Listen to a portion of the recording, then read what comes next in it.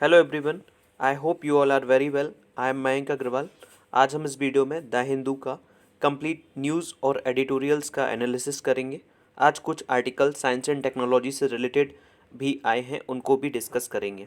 सबसे पहली जो न्यूज़ है वो आ रही है फार्मर्स का जो प्रोटेस्ट चल रहा है दिल्ली बॉर्डर पे, दिल्ली हरियाणा बॉर्डर पे। वहाँ पे उसके ऊपर जो फार्मर्स हैं उनका कहना है कि वो 6 मंथ के लिए तैयार हैं, अपना वो राशन पानी लेके 6 मंथ के लिए वो प्रिपेयर्ड हैं पूरी तरह से। और उनकी जो डिमांड है वो अगर मीट नहीं हुई तो फार्मर्स की डिमांड क्या है। आखिर फार्मर्स डिमांड कर रहे हैं कि गवर्नमेंट जो है, जो ये 3 फार्म बिल जो गवर्नमेंट लेके आई है उनमें जो एमएसपी का क्लॉज है गवर्नमेंट वो ऐड कर दे, या फिर जो ऑल टुगेदर गवर्नमेंट जो फार्म बिल है उनको स्क्रैप कर दे। ओल्ड जो सिस्टम था जिसमें कि मंडीज़ में जाके फार्मर्स कोई चीज़ सेल करते थे, और जो कॉन्ट्रैक्ट फार्मिंग से रिलेटेड जो भी गवर्नमेंट ने नई चीज़ें इंट्रोड्यूस की हैं, उससे फार्मर्स का ये अप्रीहेंसन है कि जो प्राइवेट प्लेयर्स हैं, जो बड़ी बड़ी मल्टीनेशनल कंपनीज़ हैं, वो एक्सप्लॉइट कर सकती हैं फार्मर्स को।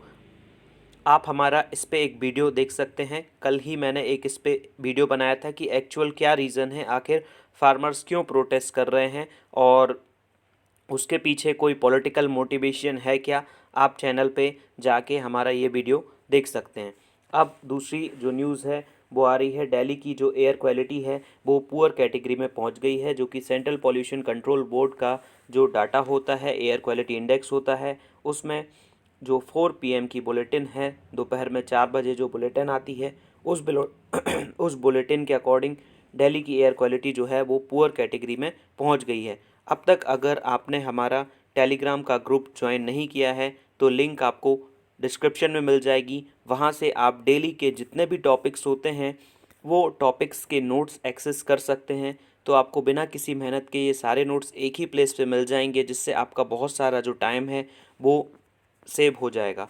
अब जो दूसरी इम्पॉर्टेंट न्यूज़ है कि जो वैक्सीन डेवलपमेंट के लिए जो प्राइम मिनिस्टर हैं उन्होंने जो 3 फर्म्स हैं जो वैक्सीन प्रिपेयर कर रही हैं वहाँ का उन्होंने विज़िट किया, हैदराबाद, अहमदाबाद और पुणे में। तो जो अहमदाबाद की जो फार्मास्यूटिकल कंपनी है जुडास कैडिला, वहाँ की जो मैन्युफैक्चरिंग फैसिलिटी है अहमदाबाद के पास में, वहाँ पे कंपनी का जो सेकेंड स्टेज का ट्रायल है अभी चल रहा है, और थर्ड स्टेज का जो ट्रायल है वो मार्च 2021 में जो है वो ख़त्म हो जाएगा। अब इसके बाद जो भारत बायोटेक की मैन्युफैक्चरिंग फैसिलिटी है हैदराबाद में, उनकी जो कोवैक्सीन है वो अभी डेवलप की जा रही है और 26,000 वॉलेंटियर्स पे टेस्ट की जा रही है। और थर्ड जो है सीरम इंस्टीट्यूट ऑफ इंडिया, जो कि ऑक्सफोर्ड की जो ऑक्सफोर्ड यूनिवर्सिटी और एस्ट्राजेनिका कंपनी की जो वैक्सीन है वो डेवलप की जा रही है serum institute of India Pune में। तो वो भी मार्केट में आएगी, जो कि जो लेस डेवलप कंट्रीज़ हैं उनको मिलने वाली है। नेक्स्ट ये जो पिक्चर है ये डिपिक्ट कर रही है जो डिस्ट्रिक्ट डेवलपमेंट के काउंसिल के पोल्स चल रहे हैं पहलगाम श्रीनगर में। वहाँ पे जो बोटिंग टर्न अराउंड है वो बहुत ज़्यादा है, बिकॉज जो आर्टिकल 370 जब गवर्नमेंट ने स्क्रैप किया था 2019 में, उसके बाद से ये पहला टाइम है जब वहाँ पे इलेक्शन हो रहे हैं। तो पीसफुली इलेक्शन हो रहे हैं। अभी 4 जो टेररिस्ट हैं उनको भी न्यूट्रलाइज़ किया गया था, जो वहाँ पे होने वाली जो इलेक्शन प्रोसीजर है उसमें इंटरप्शन करने के लिए आए थे।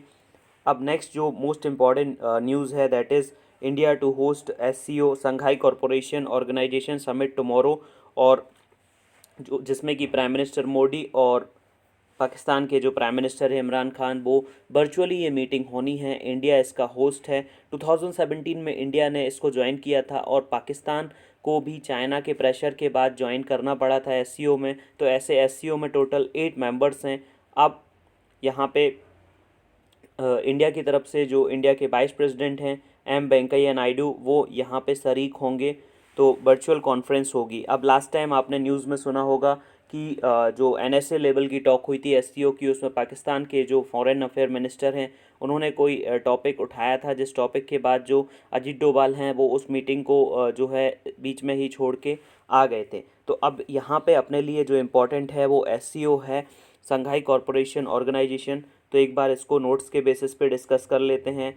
जो एससीओ है वो एक परमानेंटल इंटर गवर्नमेंटल ऑर्गेनाइजेशन है। इंटर गवर्नमेंटल मींस इसमें बहुत सारी जो 8 गवर्नमेंट हैं, अलग अलग जो कंट्रीज़ हैं, उनका ये इंटरनेशनल ऑर्गेनाइजेशन है। और ये एक तरह का political, economical and military organisation है जो कि पीस और सिक्योरिटी और स्टेबिलिटी चाहता है इस यूरेशिया वाले रीजन में।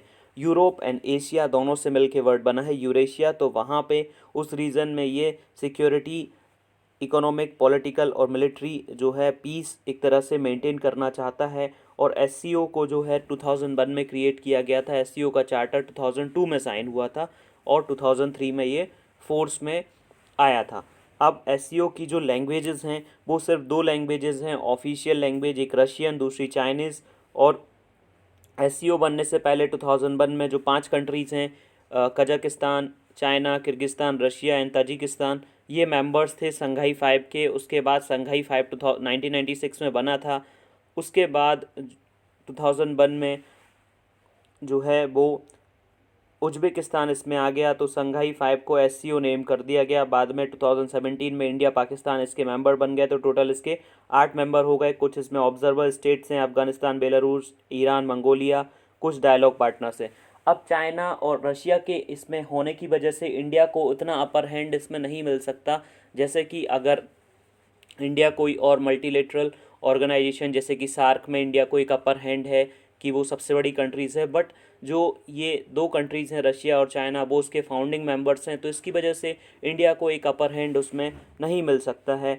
और पाकिस्तान जो है उसका इंक्लूज़न भी इंडिया को एक थ्रेट की तरह है।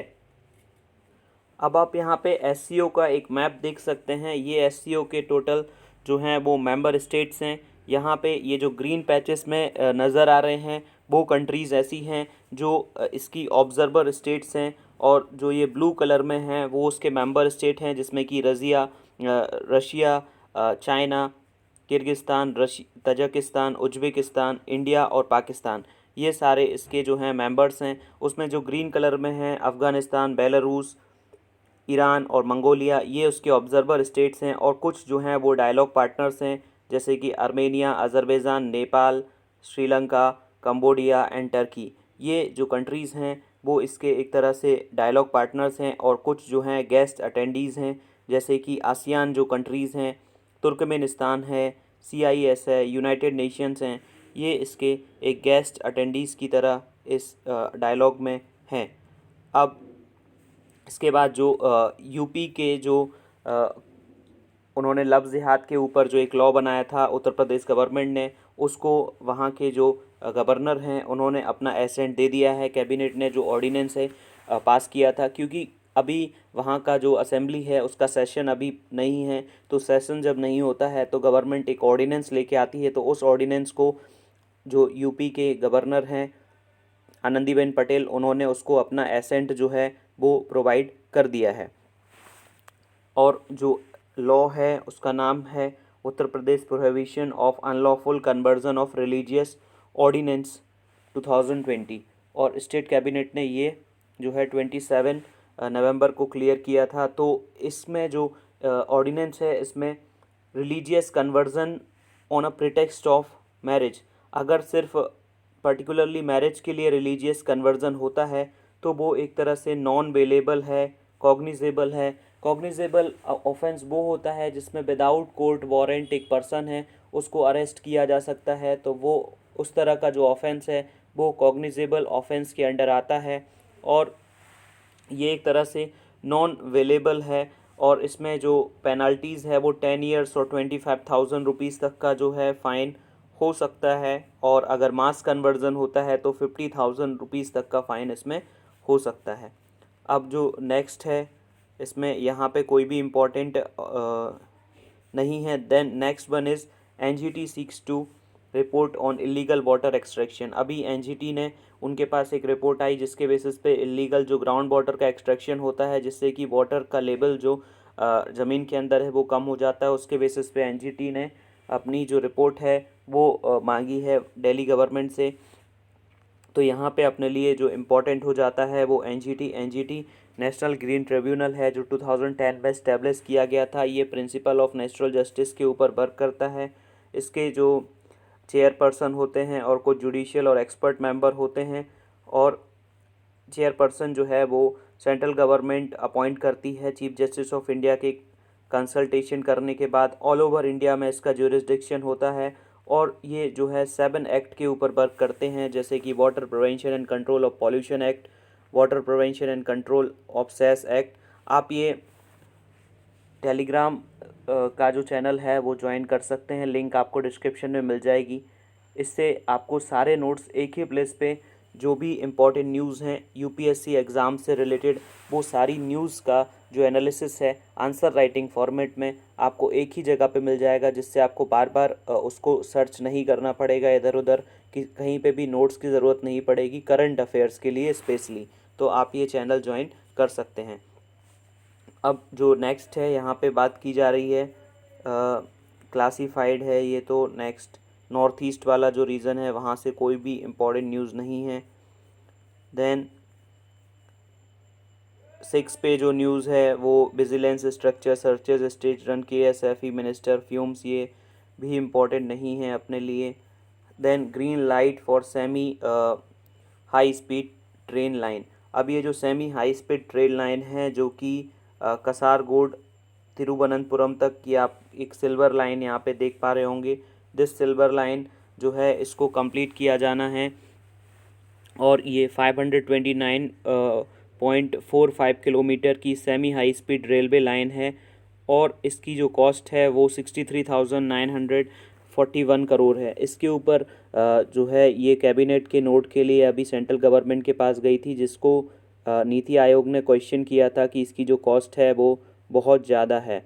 तो केरला ने उसके ऊपर जो है वर्क किया और उसकी जो कॉस्ट है उसको थोड़ा कम करने की कोशिश की है। तो ये इसमें इम्पॉर्टेंट था। नेक्स्ट है ED likely to quiz Pinarayi's private secretary next week. अब एनफोर्समेंट डायरेक्टरेट का इधर पे केस क्या है कि पर्टिकुलरली जो गोल्ड स्मगलिंग का जो केस था उसके ऊपर बहुत ज़्यादा वहाँ पे ये इशू है। तो उसके बाद जो ईडी है एनफोर्समेंट डायरेक्टरेट, वो जो केरला के चीफ मिनिस्टर हैं पेन्यारी विजयन, उनकी जो प्राइवेट सेक्रेटरी हैं उनको क्वेश्चन करने वाले हैं। तो एक बार ईडी जो इम्पोर्टेंट है देख लेते हैं। ईडी जो है एनफोर्समेंट डायरेक्टरेट एक लॉ एनफोर्समेंट एजेंसी है, इकोनॉमिक इंटेलिजेंस एजेंसी है, मतलब जो इकोनॉमिक ऑफेंसेस होते हैं उन सबको देखने का काम ईडी करती है। अब ये department of revenue ministry of finance के अंडर वर्क करती है और इसके जो ऑफिसर्स हैं, अगर आप आईएएस बनते हैं, आईआरएस बनते हैं, आईआरएस पर्टिकुलरली बनते हैं, तो आपको ईडी में जाने का मौका मिलेगा, या Indian corporate law services join करते हैं, इंडियन पुलिस सर्विस ज्वाइन करते हैं, इंडियन एडमिनिस्ट्रेटिव सर्विस ज्वाइन करते हैं। इसका ओरिजिन जो है वो 1956 में एक एनफोर्समेंट यूनिट की तरह हुआ था और जो कि फॉरेन एक्सचेंज रेगुलेशन एक्ट 1947 के अंडर जो है वो वर्क करती है। इसको 1957 में रीनेम करके ईडी कर दिया। अब इसमें डिफरेंट जो केसेस होते हैं उनमें ये काम करती है, जैसे कि fugitive economic offenders act 2018, prevention of detention of conversion of foreign exchange and prevention of smuggling activity, ये जो एक्ट है इसमें, और फेमा जो एक्ट है foreign exchange management act and prevention of money laundering act, in cases के under ये जो ईडी है वो क्वेश्चन करती है। नेक्स्ट, अब यहाँ पे कोई भी न्यूज़ इम्पॉर्टेंट नहीं है। देन इसके बाद साइनी स्टोन इन नागालैंड में भी क्वार्ट्ज जो सिंपल क्वार्ट्ज जो होता है वो एक सिंपल सैंड की तरह होता है जिसका फॉर्मूला SiO2 होता है, तो ये आप याद रख सकते हैं। Next, neighbour agree on intelligence sharing. अब यहाँ पे जो इंडिया के जो नेशनल सिक्योरिटी एडवाइज़र हैं उनकी मीटिंग हुई, जो इंडिया के इमीडिएट नेबर्स हैं जो कि मालदीव और श्रीलंका, साथ में वर्चुअली ज्वाइन किया सेशेल्स और मॉरिशस के ये जो आइलैंड हैं वहाँ के ऑफिसर्स ने। तो इस रीजन में जो टेररिज्म है, रेडिकलाइजेशन है, एक्सट्रीमिज़म है, ड्रग्स है, नाम्स हैं, ह्यूमन ट्रैफिकिंग है, मनी लॉन्ड्रिंग है, साइबर सिक्योरिटी है, इफ़ेक्ट ऑफ क्लाइमेट चेंज है और मैरीटाइम एनवायरनमेंट है। तो इन चीज़ों के ऊपर डिस्कशन हुआ। नेक्स्ट है what does the killing mean for Iran. अब ये जो ईरान के वहाँ का जो न्यूक्लियर प्रोग्राम है उसके जो हेड थे एक साइंटिस्ट मोहसिन, उनका जो अभी मर्डर कर दिया गया ईरान की कैपिटल जो तेहरान है उससे थोड़ा दूर, जिसकी वजह से ये अप्रीहेंशन लगाया जा रहा है कि जो इज़राइल है और जो सऊदी अरेबिया है वो चाहते थे कि ईरान जो न्यूक्लियर कैपेबल ना हो पाए, जिससे कि उनको थ्रेट हो सकती है, जिस वजह से इनको जो है वो मार दिया गया। अब यूएस नेवी ने अपना जो कैरियर है निमिट्ज उसको गल्फ़ रीजन में डिप्लॉय कर दिया। तो ऐसे अप्रीहेंशन थे कि ये गल्फ़ रीजन में इसलिए डिप्लॉय किया गया because USA as a threat जो है वो देख रहा है अब ईरान से आने वाली जो थ्रेट है गल्फ़ रीजन में, बिकॉज ऑफ दैट यूएसए ने कर दिया। बट यूएसए ने इसको बोला है कि वो एक नॉर्मल सी चीज़ है। देन नेक्स्ट, चाइना ने फर्स्ट डोमेस्टिकली मेड जो न्यूक्लियर रिएक्टर है उसको शुरू कर दिया है, जिसमें कि 10 बिलियन किलोवाट आवर्स जो है इलेक्ट्रिसिटी एक साल में प्रोड्यूस होगी। दूसरा, एडीबी जो एशियन डेवलपमेंट बैंक है, आप मुझे कमेंट सेक्शन में बता दीजिए एशियन डेवलपमेंट बैंक का हेडक्वार्टर कहाँ पे है। तो एशियन डेवलपमेंट बैंक ने $300 मिलियन का जो लोन है वो अप्रूव किया है पाकिस्तान के लिए। अब यहाँ पे बात की जा रही है कि सेकेंड क्वार्टर में जो जीडीपी है वो तो कॉन्ट्रैक्ट हो ही रही है, उसके बाद जो मैन्युफैक्चरिंग है वो धीरे धीरे रिबाउंड हो रही है, तो इसके ऊपर इसमें बात की गई है। देन नेक्स्ट यहाँ पे ये साइंस एंड टेक है, उसमें जो इम्पॉर्टेंट है ये आर्टिकल जिसमें बात की गई है कि reverse transcriptive loop mediated isothermal amplification, ये जो टेक्निक है जिससे कि कोविड-19 का टेस्ट किया जा सकता है। अभी जो RTPCR reverse transcriptive polymerization chain reaction जो टेक्निक है इससे अभी कोविड-19 का पता लगाया जाता है, लेकिन उस टेक्निक में प्रॉब्लम ये है कि उसमें टेम्परेचर को बार बार जो है पहले 62 से 72 फिर वापस 50 डिग्री सेल्सियस पर ले जाना पड़ता है, जिससे कि बार बार बहुत प्रॉब्लम होती है। लेकिन ये जो टेक्निक है उसमें डायरेक्टली एक ही पर्टिकुलर टेम्परेचर पे वो टेस्ट किया जा सकता है, जो कि एक तरह से एक इजी मेथड है कोविड-19 को टेस्ट करने की। अब यहाँ पे जो फ्रिक्वेंटली आस्क्ड क्वेश्चन है उसमें सबसे पहले बात की गई है कि Ayurvedic doctors and sanction for surgeries. यहाँ पे बात की गई है जो आयुर्वेदिक डॉक्टर्स हैं जिनने पोस्ट ग्रेजुएट डिग्री आयुर्वेदिक में ली है उसको 20 नवंबर की गवर्नमेंट की गाइडलाइन के अकॉर्डिंग एक गैजेट नोटिफिकेशन गवर्नमेंट ने रिलीज़ किया, जिसके बाद इनको जो है 58 सर्जरी करने की परमिशन गवर्नमेंट ने दे दी है। तो उसके बाद जो आईएमए है, इंडियन मेडिकल एसोसिएशन, उनका वो इसके ऊपर एक तरह से फ्यूरियस हैं कि गवर्नमेंट ऐसे कैसे उनको परमिशन दे सकती है। बट यहाँ पे बात की गई है कि अगर धीरे धीरे इनका जो स्किल सेट है और पर्टिकुलरली स्ट्रिंजेंट अगर उनके ऊपर जो है उनकी ट्रेनिंग की जाती है तो वो फिर ये सारी चीज़ें परफॉर्म कर सकते हैं, जिससे कि आने वाले टाइम में जो डॉक्टर और पेशेंट रेशियो है वो इंडिया में एक तरह से बढ़ सकता है, जो कि अभी बहुत ही ज़्यादा कम है। अब इस आर्टिकल में बात की गई है कि जो साइक्लोन का फोरकास्टिंग होता है, बहुत ही इंपॉर्टेंट आर्टिकल है ये। अभी पर्टिकुलरली जो साइक्लोन इंडिया का जो वेस्टर्न कोस्ट है वहाँ पे ईस्टर्न कोस्ट में साइक्लोन जो निवार है उसने बे ऑफ बंगाल में ओरिजिनेट हुआ था, और जिसकी जो स्पीड थी वो 125 से 145 किलोमीटर पर आवर थी, जिसकी वजह से बहुत ज़्यादा फसलों को तो वहाँ पे नुकसान हुआ, लेकिन जो लाइव्स हैं वो उसमें कम लॉस हुआ बिकॉज ऑफ आईएमडी जो इंडियन मेट्रोलॉजिकल डिपार्टमेंट है उसकी जो फोरकास्ट है वो आजकल ज़्यादा एडवांस हो गई है। बिकॉज ऑफ दैट ऐसा हुआ। इंडिया जो है अपनी जो एबिलिटी है धीरे धीरे एनहेंस करता जा रहा है जो साइक्लोन है उनको ट्रैक करने की, और 2012 जो डॉपलर वेदर रडार्स हैं वो इंडिया के कोस्टल रीजन में लगाए हुए हैं, और मुंबई जो कि कोलकाता से लेके और मुंबई तक टोटल 27 ऐसे रडार्स जो हैं वो लगे हुए हैं। तो अब पर्टिकुलर एक स्टॉर्म फॉर्म होती है, उस स्टॉर्म की जो ड्रॉपलेट्स हैं उनकी जो स्पीड है इस इन रडार के थ्रू मेज़र की जा सकती है। और पहले जो अर्लियर सिस्टम था उसमें बहुत कम टाइम मिलता था प्रोडिक्शन करने के लिए, बट अब 4-5 डेज़ पहले ही कोई पर्टिकुलरली स्टॉर्म का पता लगाया जा सकता है। और यहाँ पे जो आईएमडी है वो अदर जो कंट्रीज़ हैं उनके जो ऐसे ही सिस्टम है, सिमिलर इंटरनेशनल नेटवर्क है, जैसे कि जापान का metrological agency, US national hurricane centre, US central Pacific hurricane centre. तो वहाँ से जो वार्निंग्स आती हैं उनको कॉन्स्टेंटली, उनके जो फोरकास्ट हैं उनको कॉन्स्टेंटली स्टडी की जाती है, और जिससे कि ये पता लगाया जा सकता है। अब यहाँ पे दो साइक्लोन जो हैं वो ओरिजिनेट हुए सेम टाइम पे, एक हुआ नेबार, दूसरा हुआ गति। जो गति है वो इंडिया के वेस्ट कोस्ट पे स्टार्ट हुआ, और फिर वो जाके जो है वो वेरी सीवियर साइक्लोनिक स्टॉर्म बन गया, और अफ्रीका में वहाँ पे सोमालिया में जाके ये टकराया नवंबर 22 को। तो ये जो है वो 24 नवंबर को जो है वो eventually cyclonic storm Bay of Bengal में फॉर्म हुआ।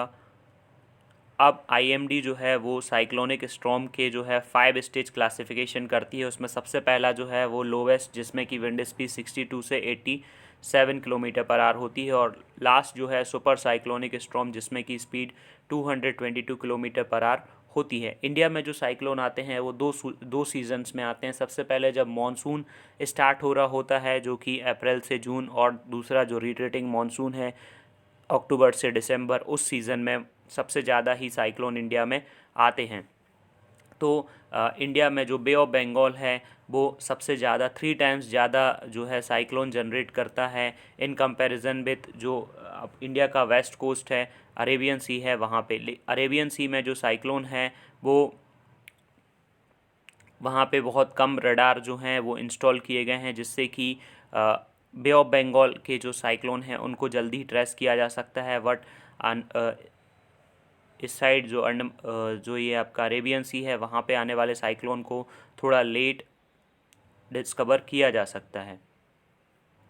अब नेक्स्ट यहाँ पे प्रोफाइल्स के ऊपर हाफिज़ सईद की बात की जा रही है, the professor who run terrorist network, क्योंकि इनको जो है 10 ईयर्स के लिए जेल में डाला गया है अभी। नेक्स्ट जो है वो सिटी ऑफ द प्रिंस, जो यहाँ पे अभी एक न्यूज़ लीक हुई थी जिसके बेसिस पे ये पता लगाया गया कि नियोम एक सिटी जो है वो बन रही है, 2025 तक जो है लोगों के लिए खोल दी जाएगी। यहाँ पे जो है फ्लाइंग कार्स, उसके बाद अदर जो थिंग्स हैं, आर्टिफिशियल रेन, आर्टिफिशियल मून, सारी चीज़ें यहाँ पे दिखेंगी। एक फ्यूचरिस्टिक सिटी है जो दुबई के जो मोहम्मद बिन सलमान हैं वो इसको प्रिपेयर करवा रहे हैं। अब नेक्स्ट यहाँ पे ये तो क्रिकेट से रिलेटेड या स्पोर्ट्स से रिलेटेड बातें हैं।